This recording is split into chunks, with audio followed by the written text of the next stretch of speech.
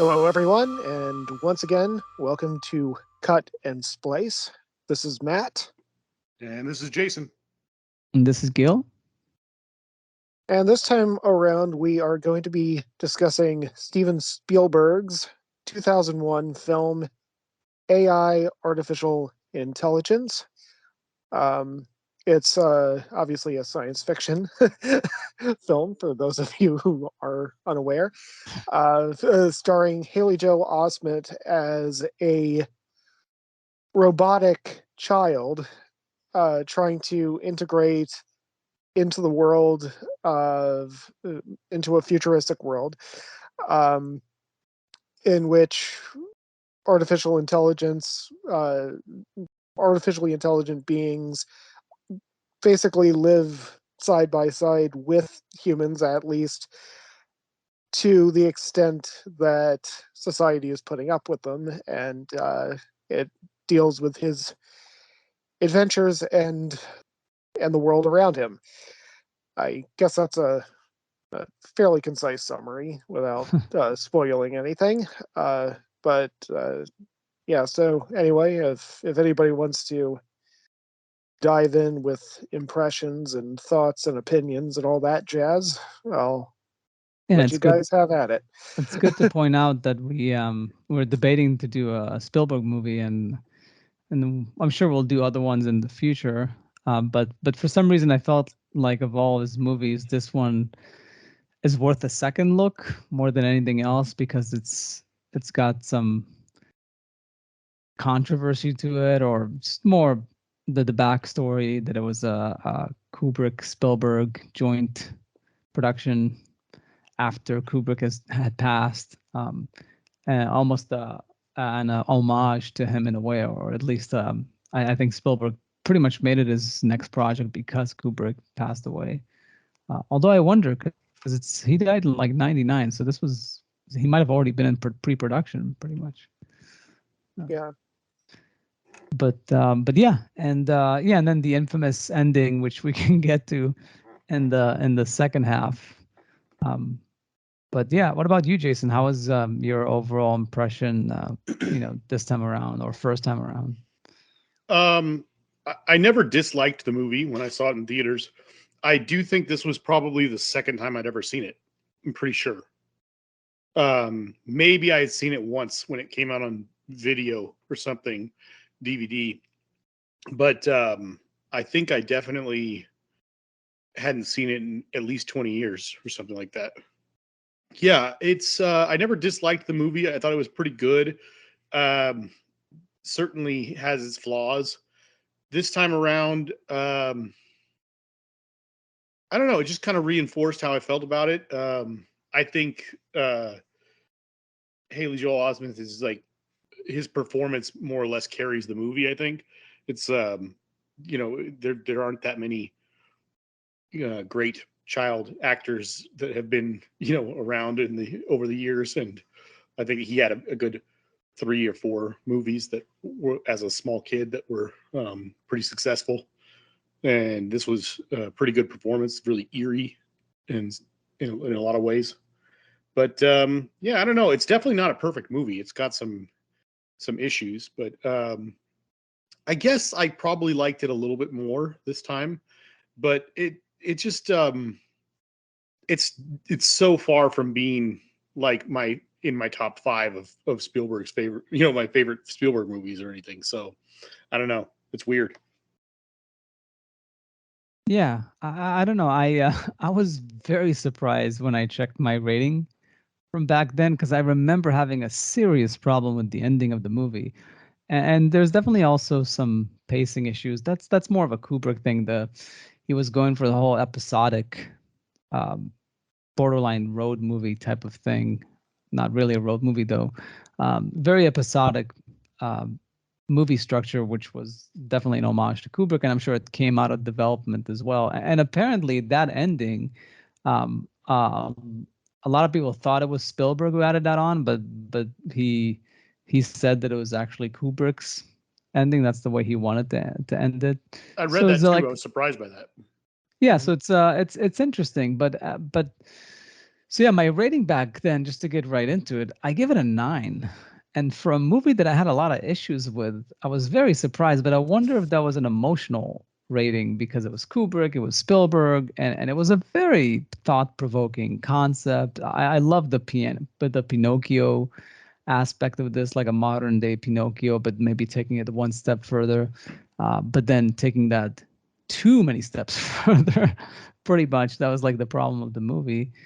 Um, but yeah, and this time around, the funny thing is, I think I liked the movie better this time, or I appreciated better, especially the ending. I forgave more, but I need to drop the rating because it's definitely not a 9.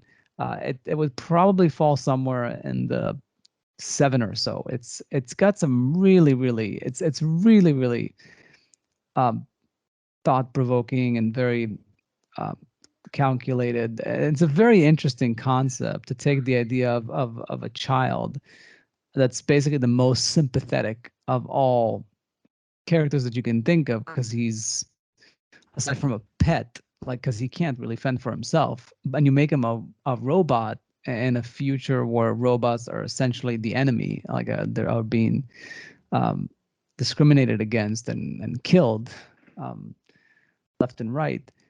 To have him go on this journey, and it's and we will get, I guess, more into the themes and stuff, and where, I guess, where it's like kind of what it's sort of saying about it. But yeah, I thought it was like, wow, this is like really deep stuff. But the pacing, the ending, a lot of things there really uh, it struggled for me.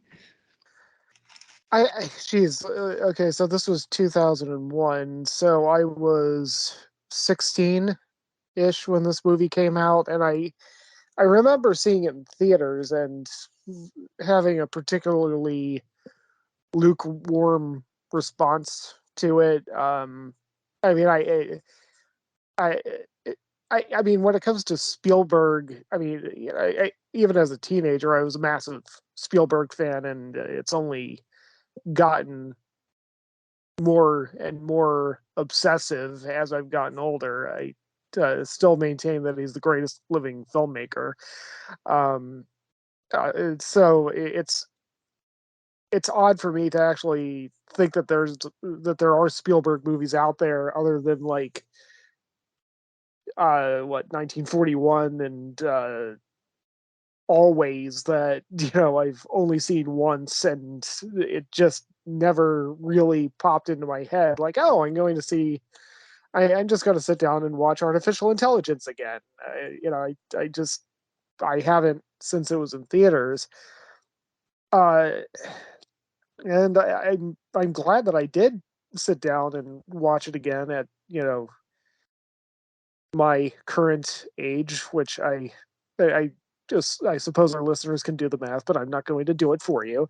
Uh, uh, uh, it is a more mature movie than I think I was ready for uh, back then, and I think if I were to have rated it back then, I probably would have put it at a 5 or a 6. I mean, I really just didn't care for it. This time around, uh, it's hard to avoid the fact that uh, the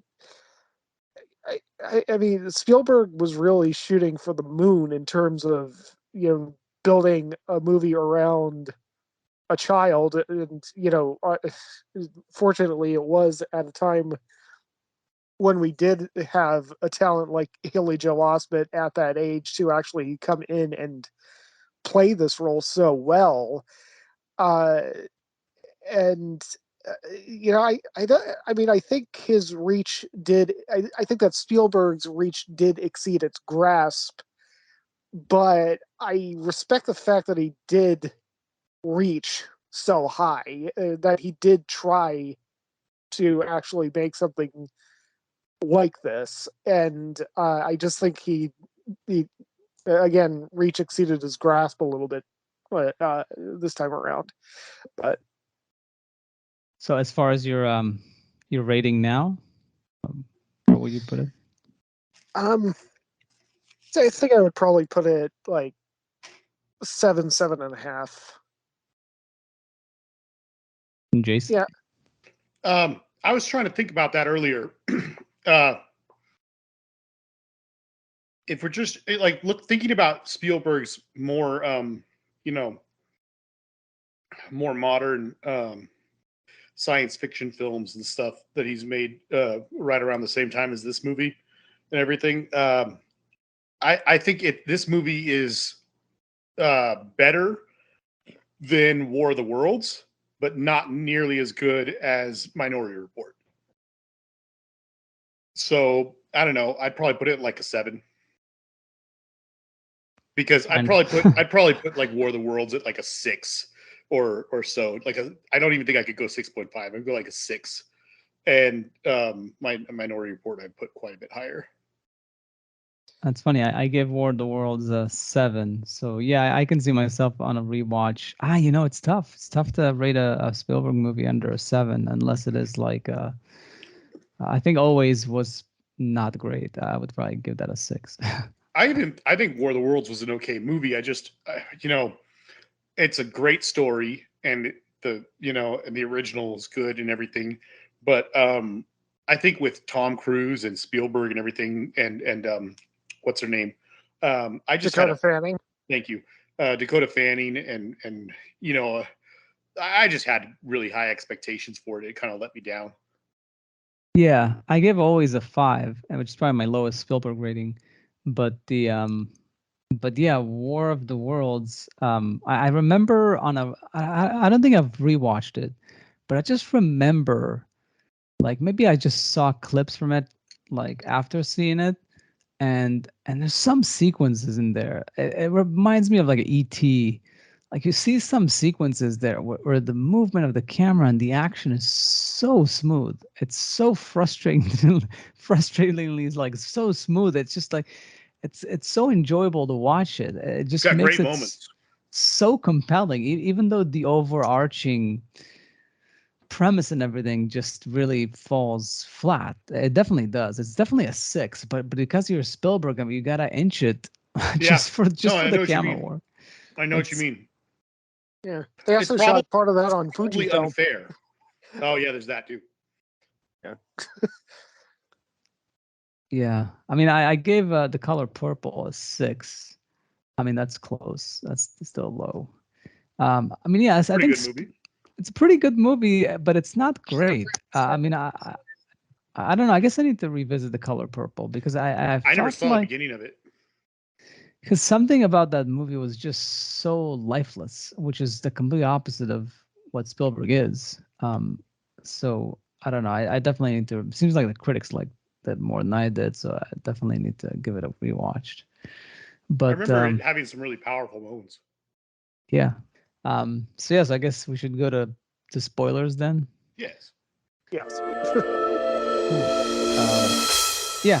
So what was your reaction, I guess, to AI as far as, because I can tell me personally, because Matt mentioned how different it is to watch as an adult, but watching it with having young kids now, it's a Oh. whole other ball game. Haha. Not to mention that me personally, I have this whole you know, belief in that free will doesn't exist. So we're essentially all biological robots.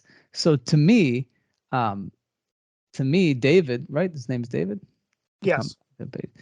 David is basically like my kids. It's just that the insides of him are mechanical, but he's basically going through the same issues that any kid would. Uh, Only he's slightly more resilient, maybe, because he's built tough and he doesn't need to eat. And there's a few things that makes it easier for him to survive to some degree. But you basically take the mind of a child and put him through this holocaust, pretty much.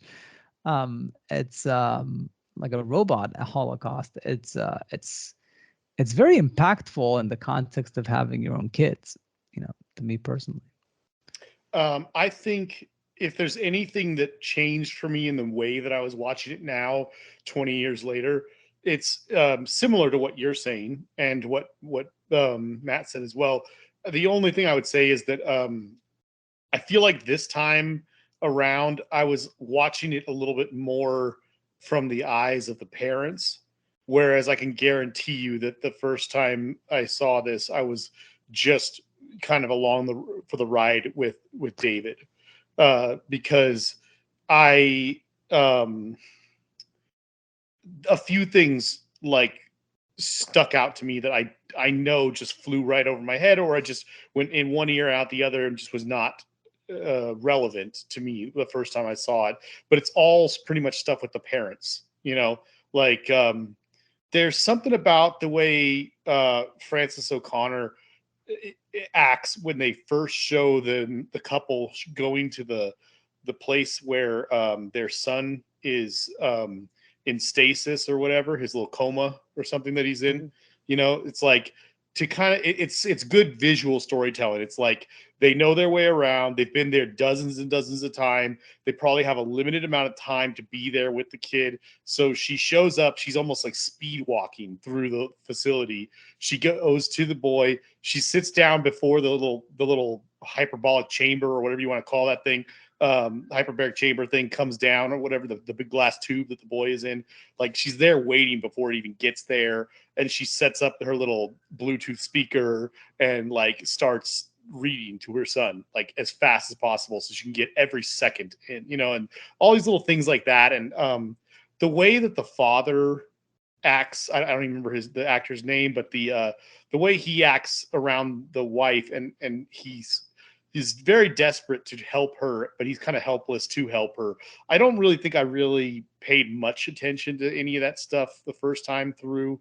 And certainly the scene where she's putting on perfume and they have a line of dialogue that I know I missed the first time around, where he mentions that he likes the perfume she's using, but he makes some comment about how it's super rare and very hard to come by now because they're in the future. And it's probably some very old fragrance or something.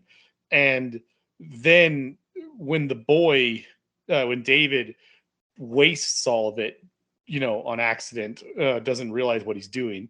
I'm sure the first time around, I just saw that as I was probably 18 or something like that when this came out, 17. But I still was really zoned in on David.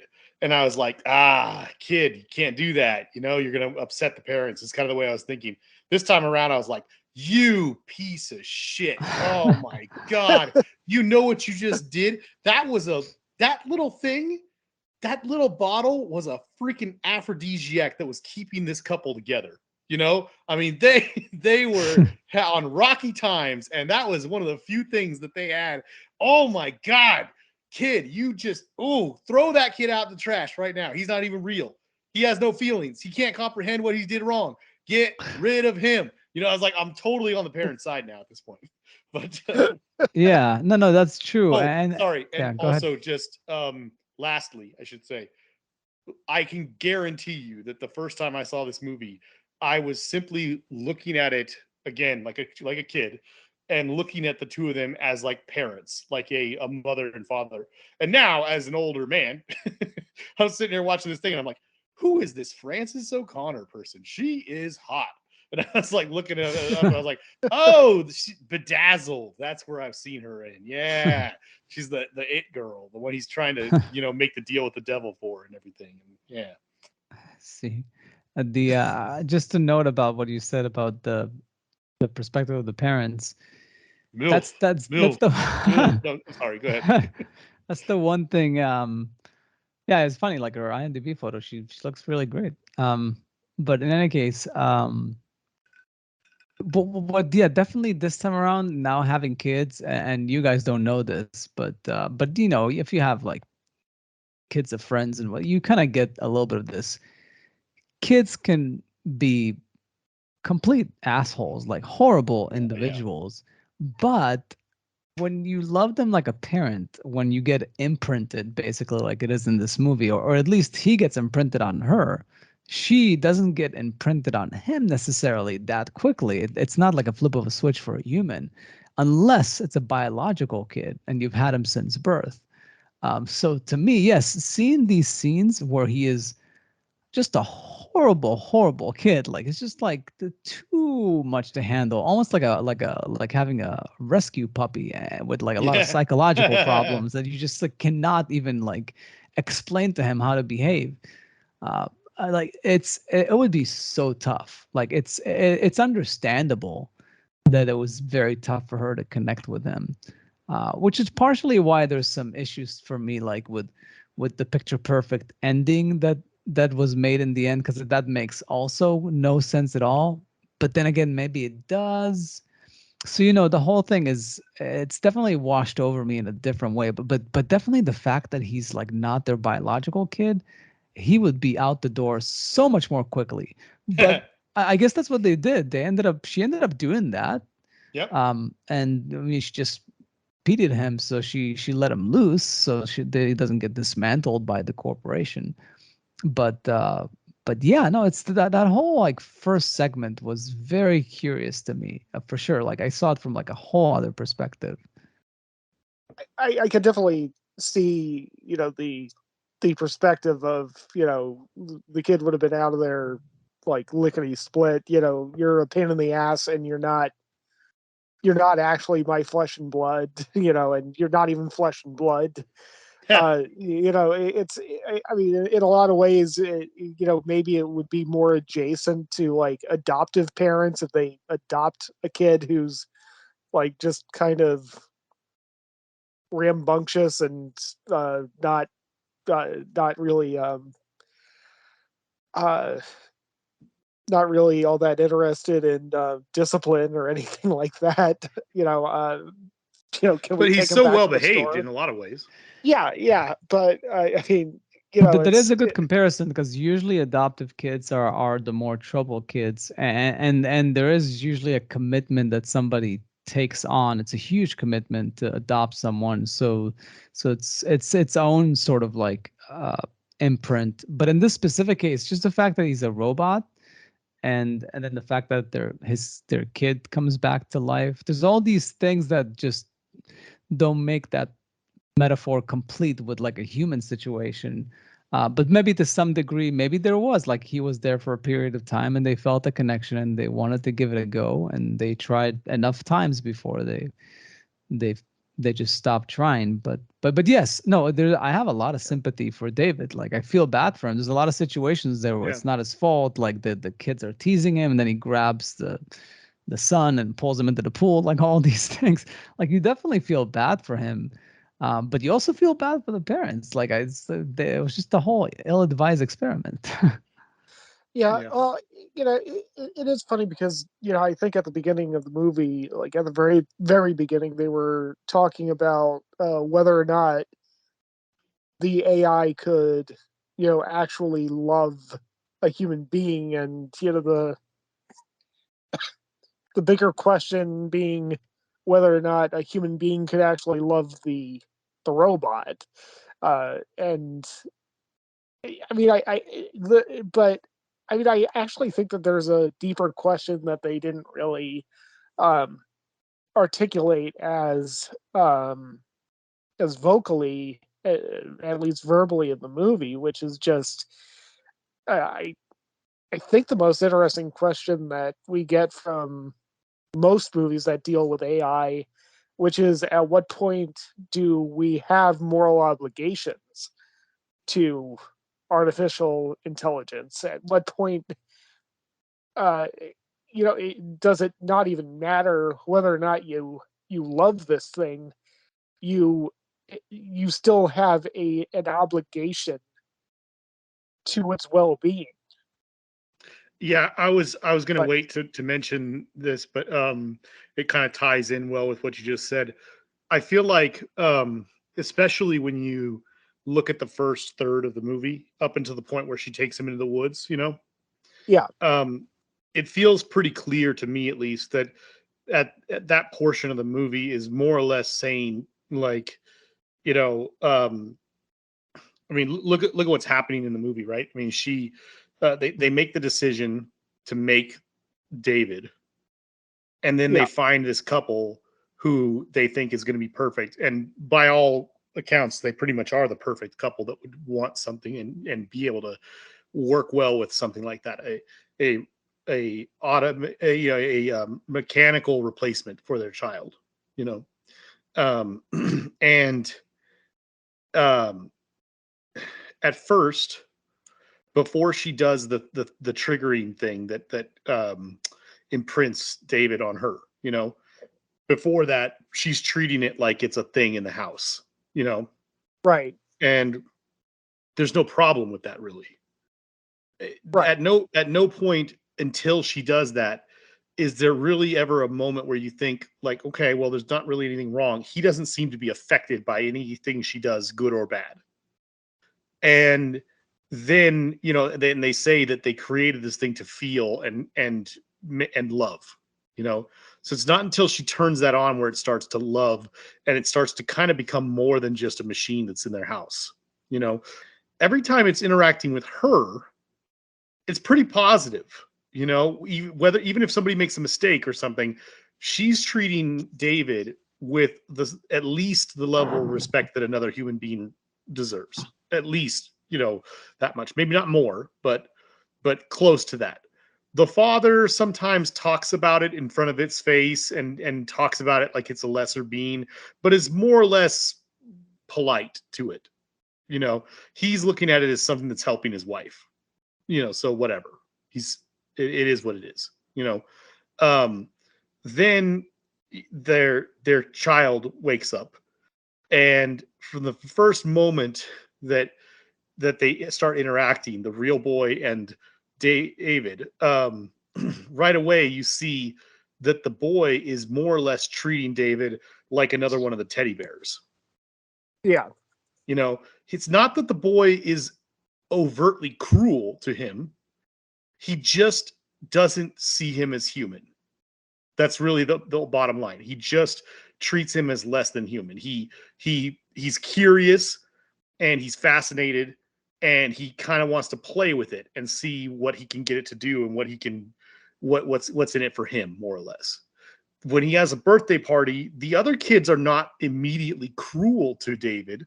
They aren't doing anything particularly horrid to it.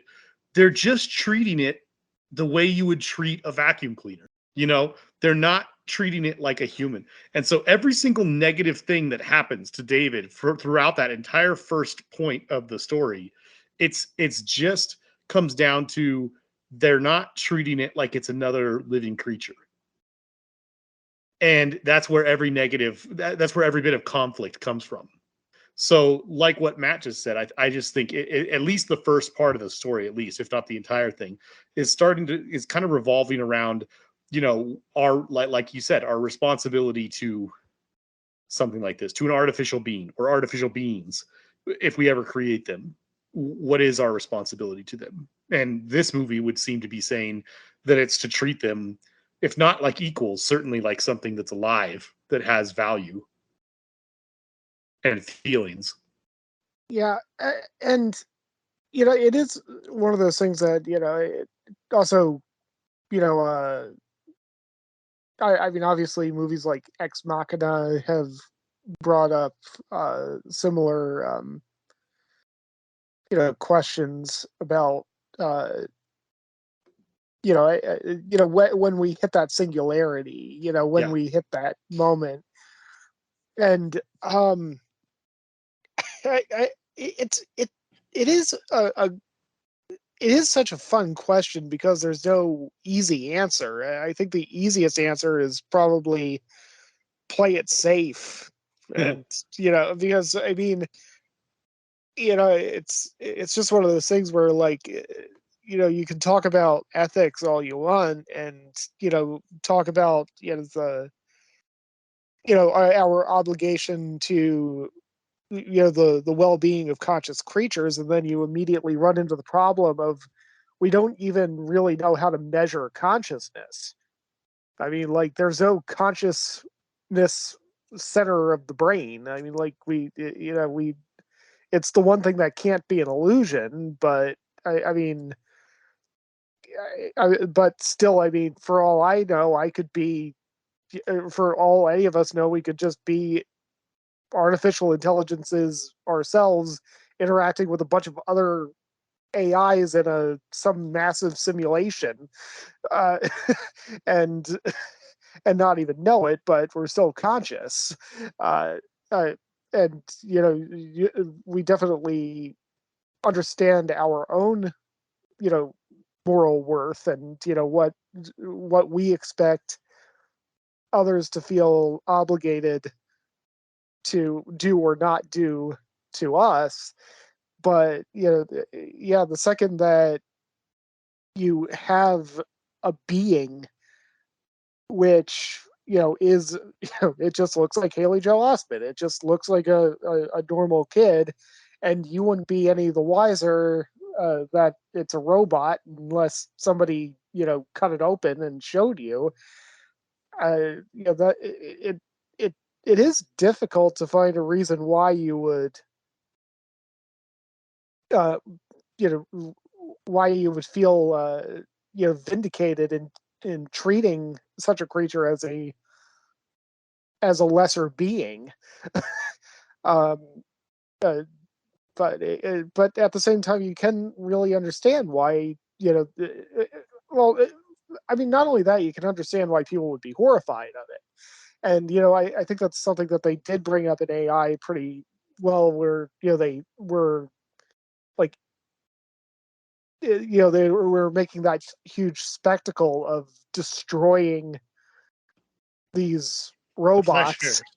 Yeah, and yeah, I mean the closer that these artificial intelligences get to just being able to walk among us and look like us, and that we can't tell the difference, the more terrified people get. And I wouldn't be surprised if that's precisely how we're going to react as a species the moment that a David is actually put out into the world, or an Ava or whatever is actually put out into the world. And I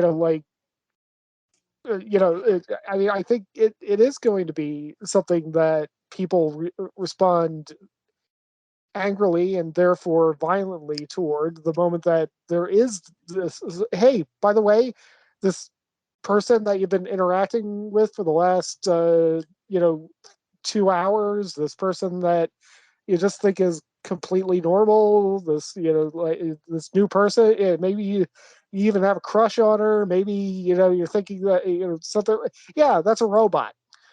I think a lot of people are going to be freaked out. Stands to But reason. yeah, Yeah, I and mean, I think the character, Jude Low's character, Joe Gigolo.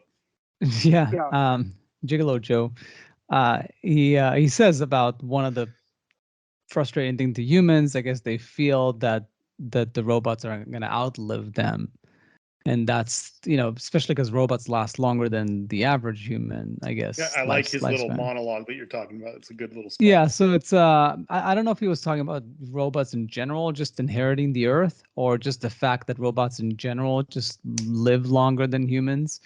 But yeah, something about that like, it's as if they have more value than a human to some degree, or at least like more longevity. So it's just like an envy thing as well. There's like, not only yeah, they look like us, they're stronger than us, they're better in the sack, like Gigolo Joe, and they're gonna live longer than, and they don't age. Like, there's so much to envy.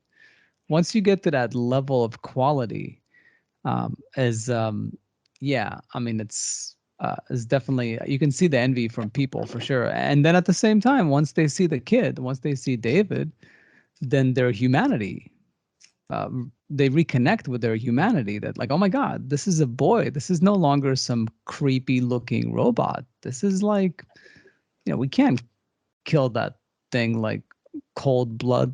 Like, it's just, it doesn't compute like in the human brain to do that. So it's a very good scene for sure. Yeah. um Although one thing I would say that's very problematic, and Diana brought this up, as we watched this together as parents. It's very Yeah. appropriate. But the biggest problem with the premise for this movie is that they do stay the same age. Like, it doesn't really make sense that much that someone would want a kid that always stays at the same age. That's a pet. That is really a pet. Like, that doesn't, like, that stays the same size all the time. Like, the whole point of having kids is that they start off from being very, very small. Even if you adopt them at a slightly older age, do they eventually become adults? Whereas with this, unless the technology got to the point where you can have a robot that either is replaced yearly or actually evolve with time. The iPhone of robots. Yeah, exactly. Like, it really doesn't make a whole lot of sense to have an artificial kid unless it is a temporary solution. Unless it is that, because that's the one thing I thought, like, why didn't they pick a couple that, you know, is not fertile and can't have kids? And this is the alternative to fostering or adopting. To pick a couple with a kid that might wake up, that's not a good idea, because then when he wakes up, there's this issue of, like, they're not really equal siblings. But yeah, Go ahead. no, but just to finish that point is like, but maybe that makes sense because they really wouldn't want him long term. Because eventually if the kid wakes up, because like there's no point, they're not gonna have David until they're in their 70s, and he's gonna stay a kid. That's a weird thing. Well, I don't know. well, I mean, if they did decide to keep him, that's like especially with the acting talent of Haley Joel Osment. I mean, you've basically got yourself a perpetual like Gary Coleman or Webster, like to keep bringing in the childhood acting money. Like just That's a weird Yeah, thought. that's a very meta thought. But well, obviously, when we've oh yeah, discussed he's 35. Yeah. all these analogies to real life, that's actually the equivalent of having a kid that's on the spectrum. Sometimes people have kids with autism that basically never grow up. Like, they're a lifelong commitment, and even in their 30s and 40s, can't completely rely on themselves, and so the parents are essentially stuck with the kid for life. But still, they still get older. They still evolve to some degree. They're not staying put, like, physically and mentally. Yeah. Although mentally, actually, if anything, David probably would advance mentally eventually if he is an actual I would think AI. so. Yeah, it'd be very freaky. He would basically be like a 40, 50-year-old. He might be a 200-year-old, like, with his advanced, like, AI, like, computation and stuff. He would have the wisdom of a.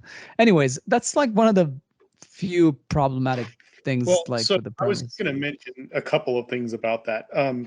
Number one, I can't say for sure, obviously, but my read on this is that um, William Hurt and his associates chose the couple that they chose because it did not seem likely that the child would ever wake up. And maybe I'm wrong, but I think that's what we're supposed to read into it, is that this is not going to happen. And then the crazy curveball is that it did happen, that the kid did wake up, and they had to deal with that fact. In terms of what their plan was, I think they chose that couple because they were like, this is perfect. It'll emotionally replace the child for however long, and so on and so forth. I didn't think they even considered the possibility of the kid waking up. But that could be just me. I don't know. But Yeah. I was going to say also, I wanted to ask you guys about this and what your thoughts were on this, because I have thought this since the very first time I saw this movie, and seen it now again. I did not recall the speech. I mean, I recall the scene with the speech, but I didn't recall the specifics and the stuff that William Hurt says in the opening scene, where he is addressing a room full of people and discussing how he's like, all right, we got all these robots and we're making all this money and so on and so forth. And he pitches them the idea and he says, I want to make a robot that can love. That whole scene. I remembered the scene well, in terms of like visually what it looked like and more or less what they were talking about. I did not realize I must have completely forgotten the opening narration or whatever, where it talks about how this new world that they're in.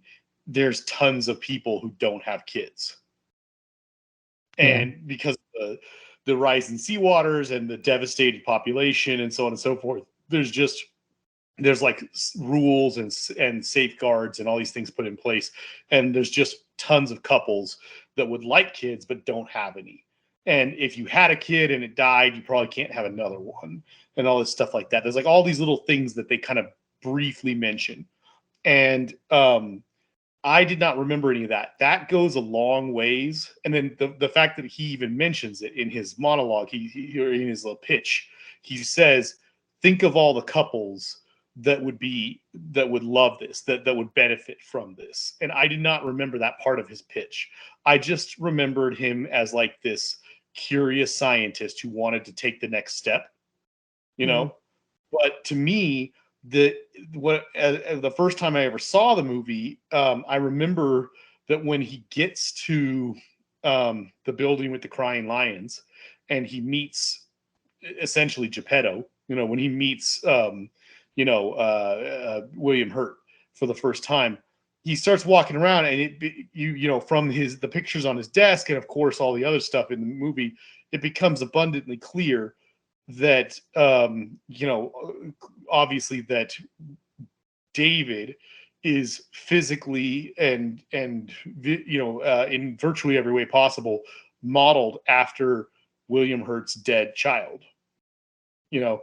And I just wanted to ask you guys if you thought about this or not, because even way back when I first saw this thing, I remember thinking, like, once you get to the end of the movie and you discover that part that was left out at the beginning, it's like, I get that William Hurt's the boss. He's the CEO of the company. But if you're one of the high ups in the whole decision-making process of this company, don't you at least, even if you don't raise your hand in that boardroom, don't you start talking to your fellow people and kind of like going, the boss is talking about this. It kind of feels like a conflict of interest, right?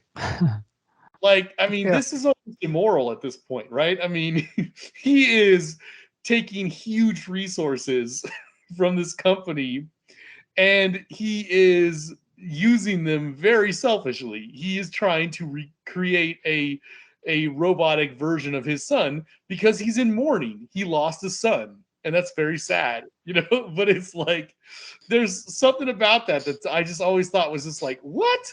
Nobody's talking about this? Like, nobody?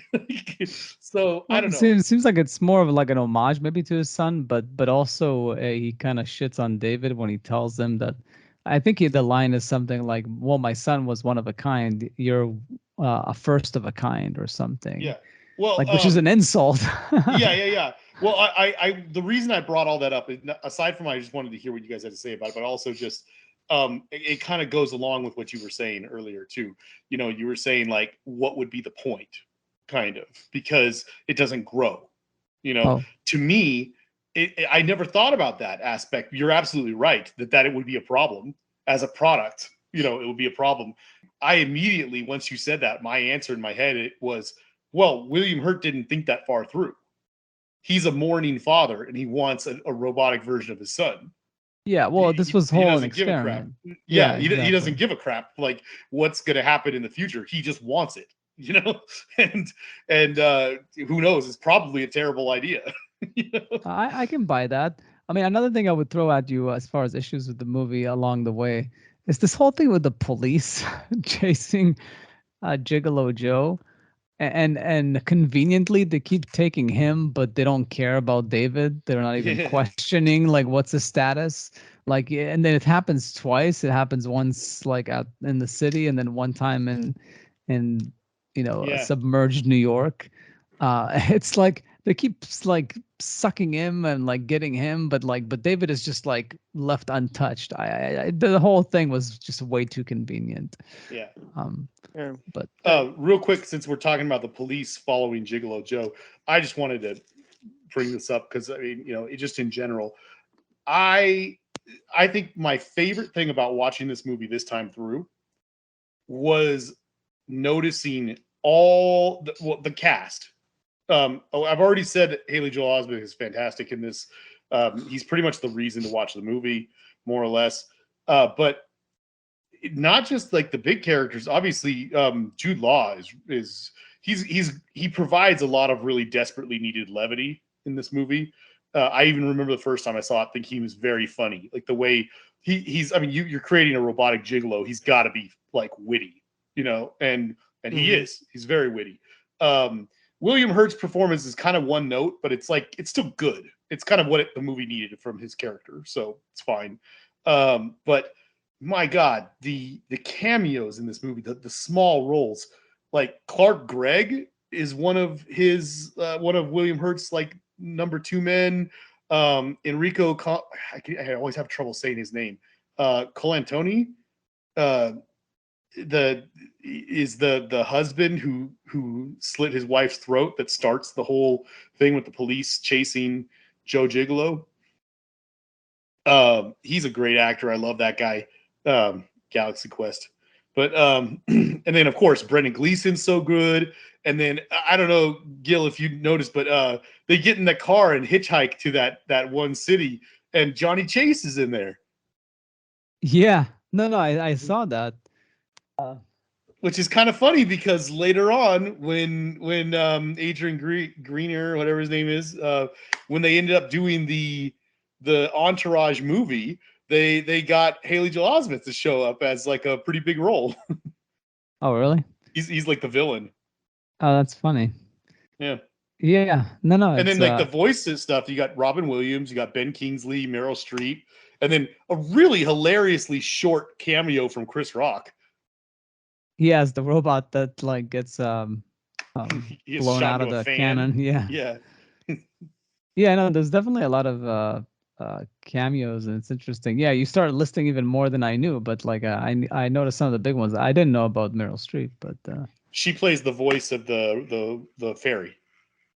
Oh, the fairy. Oh, I see. Yeah, I wouldn't catch that.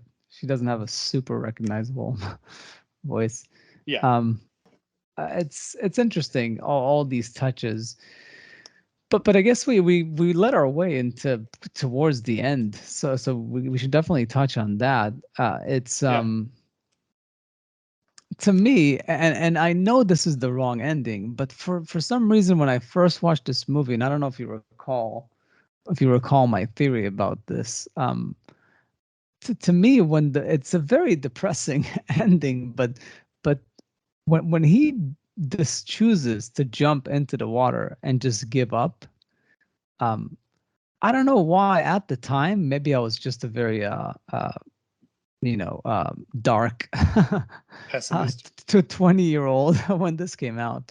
It's a period in your life. I just felt like that would have been the perfect ending, at least for me at that age. Like I don't know why, because the Pinocchio story is about him becoming a real boy, and if I'm not mistaken, if I'm recalling it correctly, he does kind of become eventually a real boy. Sort of. I mean, as much as you can in this kind of a movie. Yeah. So and in this, he couldn't really become a real boy. He couldn't really like earn the love of his mother, and he finds out that his creator was an asshole. Like he's telling him like, well, you're first of a kind. You're so not special. You're just a beginning. You're like the first model. Yeah. You're the iPhone 1. So for him to make the conscious choice of, well, if I can't be a real boy, I'm going to kill myself. I'm going to jump to my death. I'm going to give up on this endeavor. And in doing so, that's what makes him a human. Like in making the choice to end your life. Like when has there ever been a movie with an AI, with a robot, where there's the choice? Like there's, in 2001, they murder the AI. They kill the AI, but and in Ex Machina they release the AI into the wild. Well, she escapes. she escapes, but it was all premeditated. Like he intended, a spoiler alert, like he intended for her to be so sophisticated that she would get out. Like it was basically him kind of committing suicide, but he wanted the suicide to be his product. that the thing that's going to go out there and basically demolish the world will be his creation. That's what that movie was kind of like about.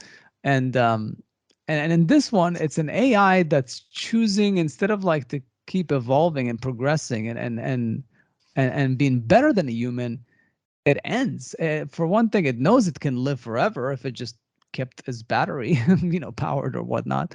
But it chooses to die, and that's the most human thing, like that a robot could do in that moment, in that specific moment. But there's also like the Blade Runner, we said, the robot that chooses to mercy. So I felt like that's a thing that we haven't seen yet. That would have been a perfect ending. I mean, I remember you vaguely talking about it, but it had been so many years since I'd seen it.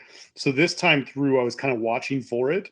And not to say that I really hate the ending or anything, but I kind of agree with you. Like, I knew what was coming, but some part of me, when he falls in the water and the fish start to swim around him a little bit, some part of me kind of just wanted it to end there. Yeah, but I don't know if something would have had to be done to earlier in the movie to earn that ending. Like I don't know if maybe without changing some stuff earlier on, that it Yeah, would fall maybe. flat, and it would be very depressing, even for Kubrick. Even if Kubrick did it, it would be a too depressing of an ending. Although to me, it's life affirming in some ways. To me personally, Well, but I mean, a good parallel would be the ending of Bicentennial Man, right? Yes. Where it was actually the deliberate decision of the AI to, basically have something going on in his, mechanical body that would eventually, Yeah. crap He could out and well, kill him. he could continue to live forever, but he wanted to have the human experience, and part of changing his body into a human as much as he possibly could involved him suddenly starting to age and eventually Yeah, die. yeah. and by the way, and I read that book, and it's like really good. And the book itself is better than one of those cases where it's better than the movie. Like Yeah, it's very impactful. that movie is one of those movies where I feel like it has really what's the you were kind of mentioning it before. It's like it has great ideas. The movie has great ideas, but there's a problem with the movie. I bet you as a book I could easily see that being really good, like better. Yeah, no, it's Isaac Asimov. I think it's one of my favorite books of his for sure. It's a short story, but still I fairly long. I believe that. I mean, I've only read one of his novels, but I'm starting to really feel like Asimov is better in small doses. Yeah, I agree. I've listened audiobooks and read a lot of his short stuff, and his long stuff is a bit too much. Like it's a bit too dense for me. Like in short doses, he is And better. his short stories are fantastic. Yeah, yeah. But Well, in any case, yeah, yeah. Go ahead. sorry, I was also just going to, as like an aside, just kind of say, like, really, I think that short stories are the best literary inspiration that you can get for making a feature length film. I mean, those are, I mean, some of the best feature films that we have that are based off of literary sources are based off of short stories that are like less than 20 pages. And Shawshank Redemption short story yeah, considered I IMDb's number one. I mean, basically everything that Frank Darabont has ever made that worked was based off of a Stephen King short story, uh, except for The Walking Dead. But he also stopped working on that a lot of years ago. But you know, Yeah, but A lot it of is years. true that with short stories, it's easier to expand on the universe and make it fit the cinematic world. Whereas with the novel, you have to shrink everything Yeah, and make it fit into a visual medium, which is doesn't always. and try to tell the same story. Yeah, but yeah, but I do wonder. Bicentennial Man came out like in '99, so I wonder if that's one of the reasons why. I don't know how the short story ends, like for the AI thing, the super Oh, my toys. my brother read it. He said it. Oh, sorry. Were you still talking about Bicentennial Man? Oh no, yeah, I was talking Just about that the super book is better. toys. The short story that Yeah. AI is based on, whether that one ends with some sort of like his wish Oh, being granted, essentially. you you said it 3 times now, but this time I finally got it. Okay, super Yeah. toys. Like they say that line. That's what he calls Teddy. Yeah, well, because the short story is called "Super Toys Last All Summer Long." Yeah. Well, I mean, Yeah, like, because the boy treats him like a super toy. Like, he's just like the new toy, and then and what's his name? Joe Gigolo tells him that humans fear them because they last forever or they last longer. So yeah. hence the title, Super Toys Last Also. That's cool. Mm. I just got it. Oh yeah. And it's good to mention Teddy is definitely my favorite Oh, character in the oh movie. my god. Oh my god. Okay, Teddy. If there's anything that makes this movie worth watching other than Haley Joel Osment's performance, Teddy. Holy hell. They say I did not know this until just recently. After watching it this time, I went through all the IMDb garbage. Apparently, Stan Winston said that Teddy was the most difficult animatronic device that his company ever made, that he ever made.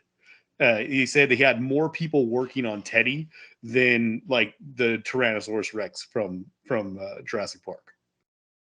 Mhm. Because he was like walking on his own and stuff. He said they said I should look this up. It's so stupid of me not to, but like I don't know, something like 250 points of articulation or some crazy thing like that.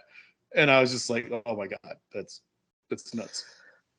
Okay. Yeah. So by the way, I just kind of looked up the plot synopsis for Super Toys Last All Summer Long. Holy crap! Is Spielberg's movie a lot more optimistic than the actual short story?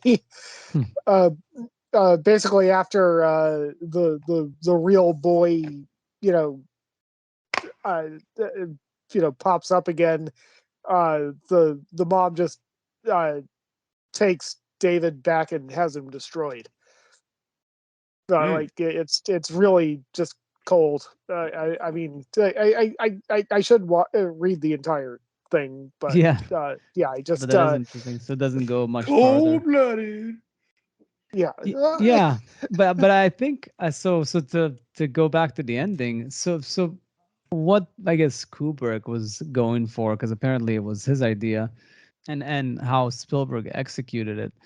Mhm. The idea of the ending of him surviving humanity, basically like being frozen there for like a couple of thousand years, and being visited by, I guess, aliens, but Diana kind of thought that they might just be AIs, that they could be an evolution of the robots or something. That I guess that's conceivable, but they definitely look like aliens, like a classic alien thing would be. They're also Yeah, that never examining. Yeah. yeah that never occurred to me, but I think it's entirely plausible.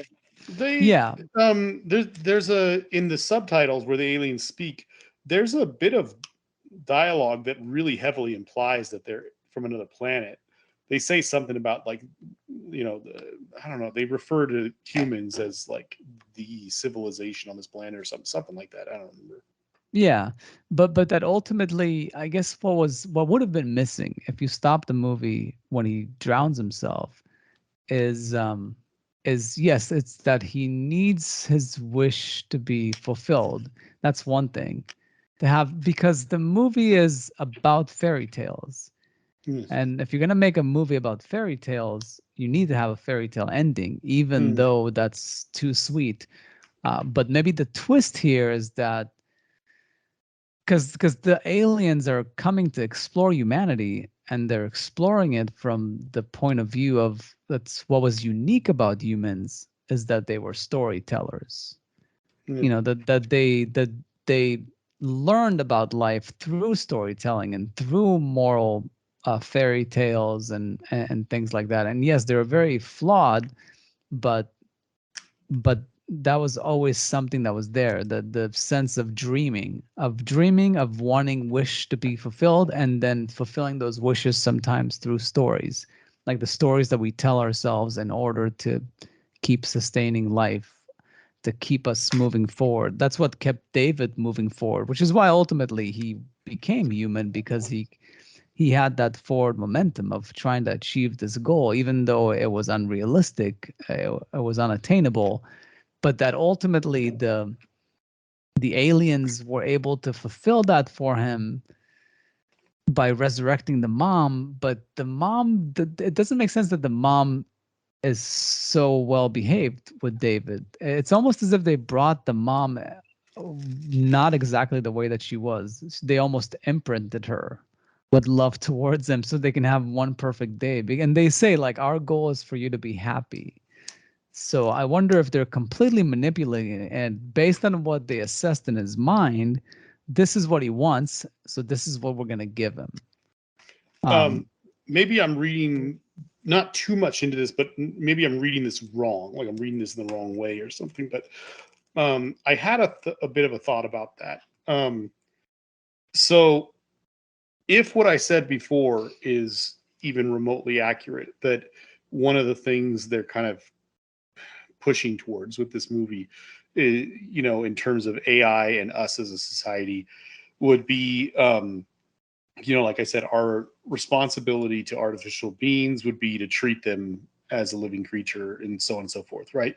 So, as I said before, the whole first third of the movie, that whole first section of the movie,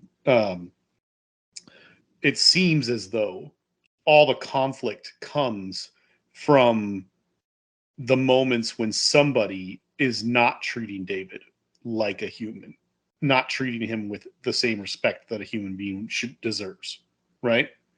Um, if that's remotely accurate, to me, it seems as though he wants to be a real boy, and he is created with the ability to love.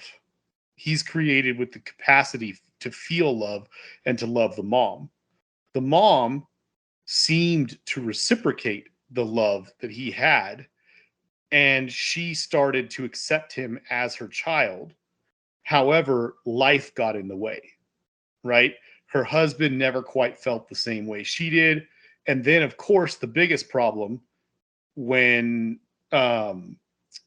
when her real child returned, that just created a domino effect where every single thing, she could never truly love David as a real boy when her real boy comes back. You know, it's just not a possibility. Um, so, in a sense, the aliens or whatever they are at the end, if they can't make him real, in a way, he sort of becomes a real boy when she truly loves him.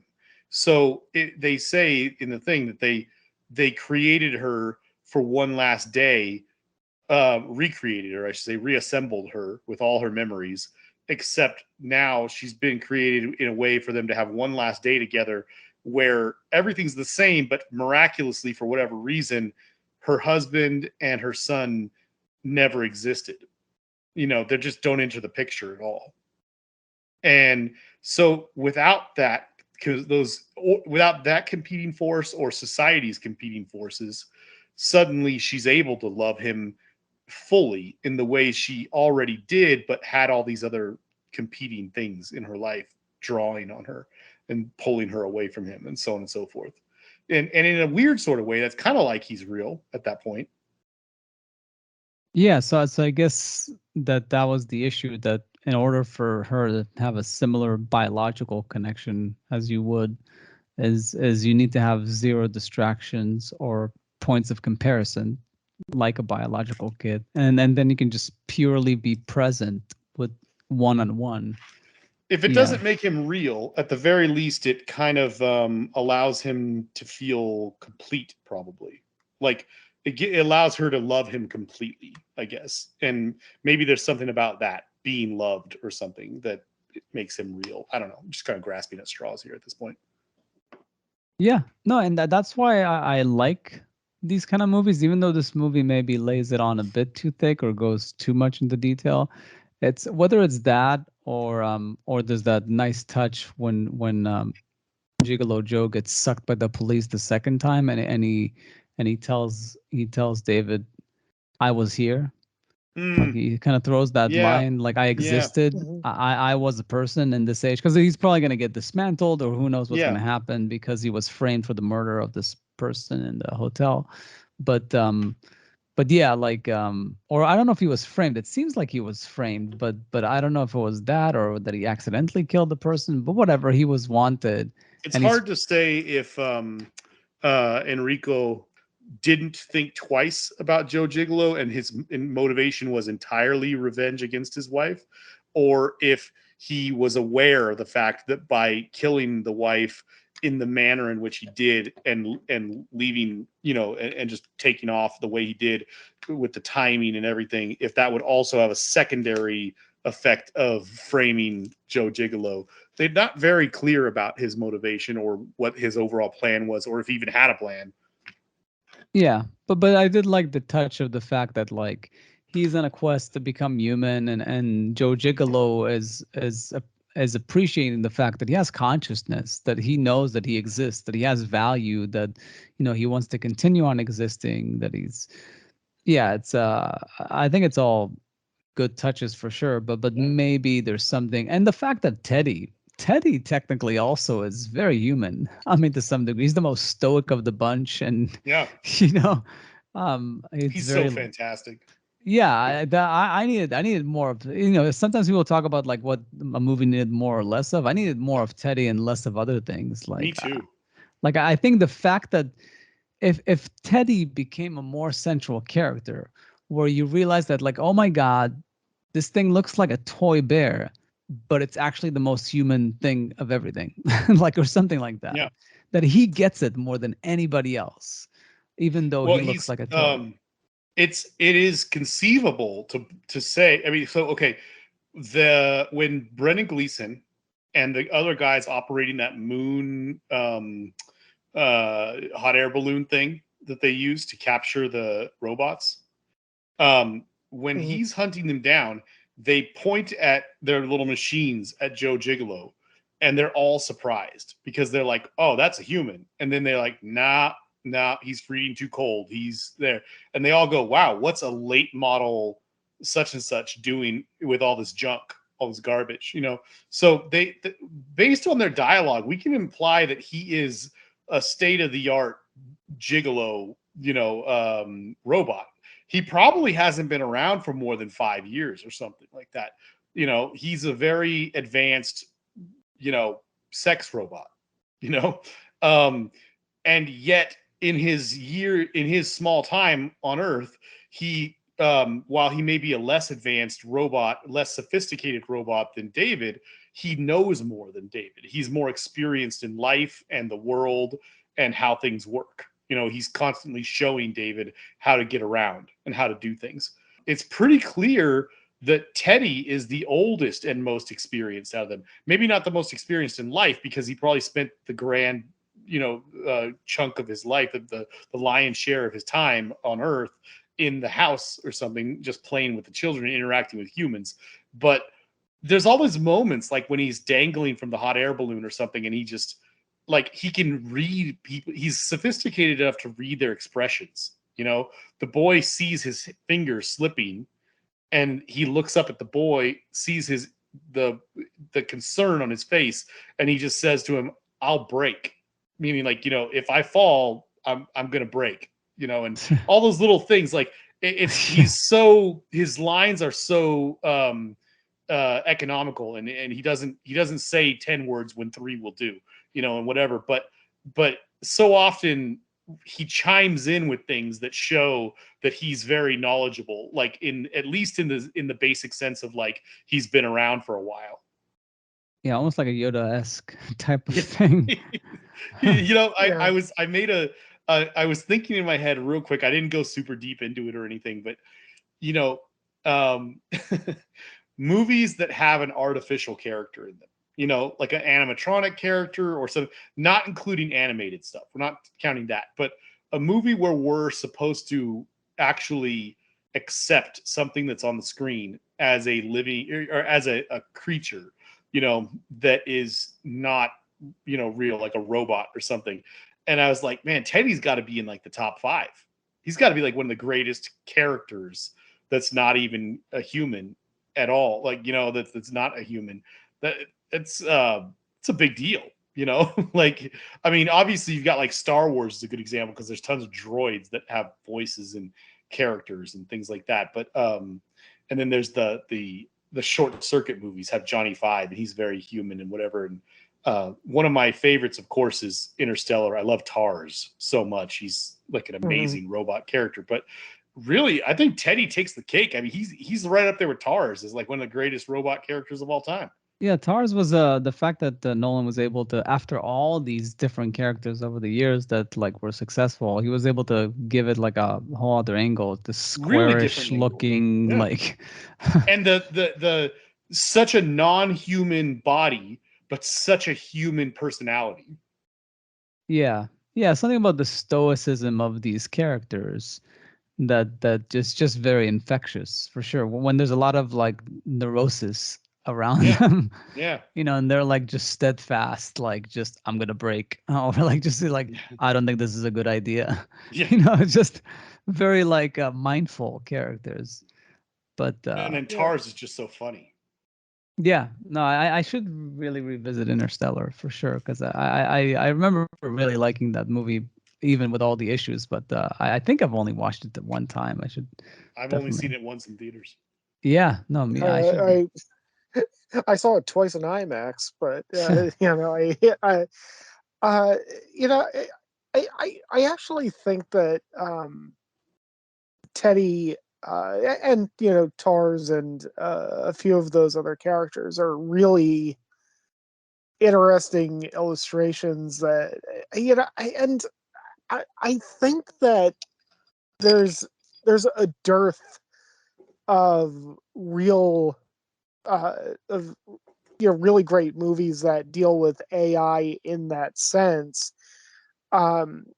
because it is one of those illustrative moments, like I'll break, that kind of proves Picasso's point about art being the lie that forces you to see the truth. And um you're watching Teddy in that scene, and obviously if you're a human being with a pulse, even if you're a callous uncaring asshole like I am, you're still feeling for that damn bear.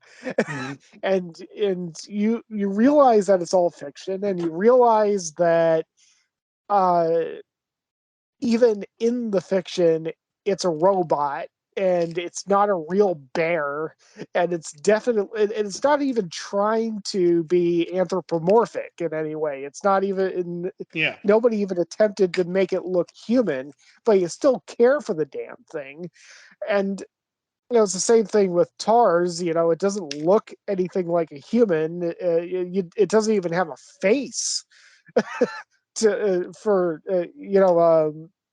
your brain to what is that term, pareidolia, where you see faces where they don't exist. It doesn't even have that, but you're still invested in that character and its well-being, even though it's it's just a big block.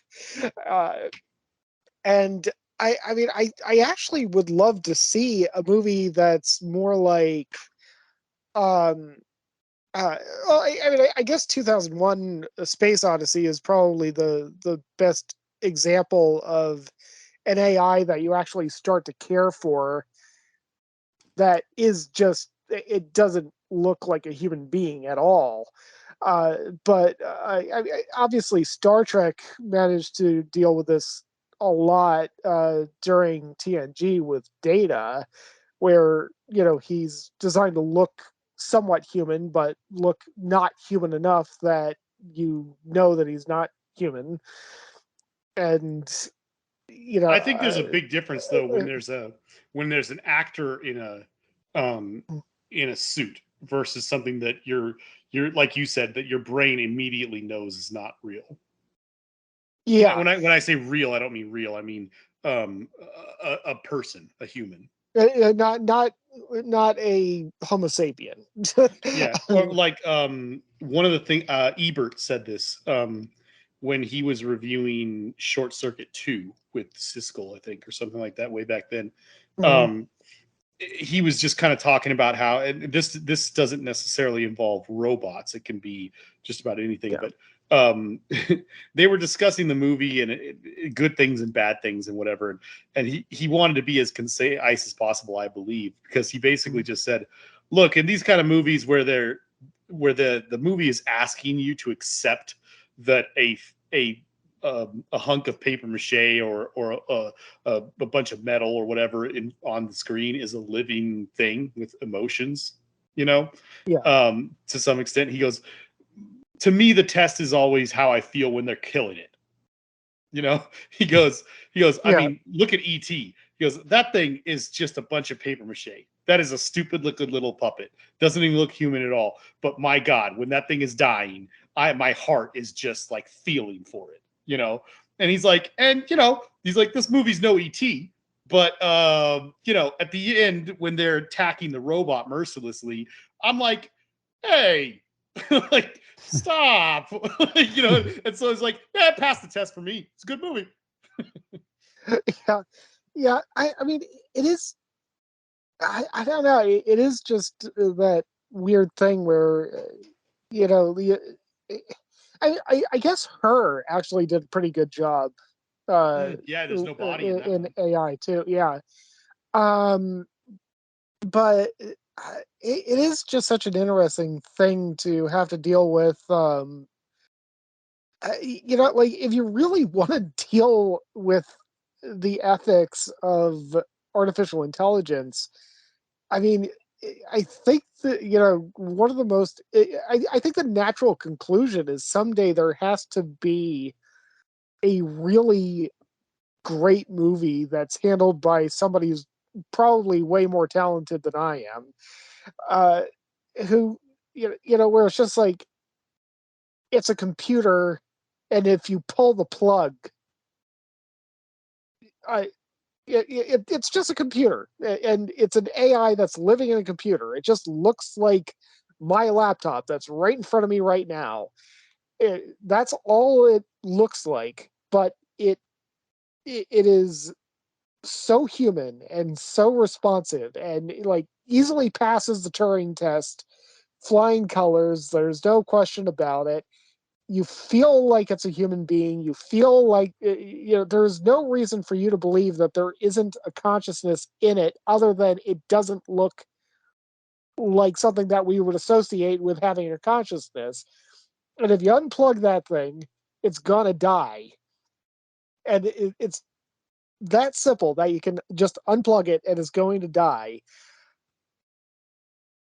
Do you feel? I mean, if you pull that plug, like, should you be on trial for murder the next day? Like, should you be, like, how should we actually deal with that kind of a situation? Because it feels like it's a lot easier to uh to talk about ethics when it comes to AI in fiction, when the AI looks like one of us, or at least looks like a cuddly bear, or looks like but just dealing with something that's particularly cold right in front of you, but do we still have this yeah, I mean, just exploring that landscape is just fascinating, and I don't think that we're ever going to have enough movies about it until we actually hit that singularity in real life. Yeah, uh, the uh it, it's kind of halfway in between because but Blade Runner 2049, you've got the Joy yeah, character. Yes, we have a performance from an actress who's right there on the screen because she looks perfectly real and everything like that, but it's just a hologram. Her real physical tangible body is a little thing the size of like a pen, or like a yeah, phone or something. It's a tiny little thing.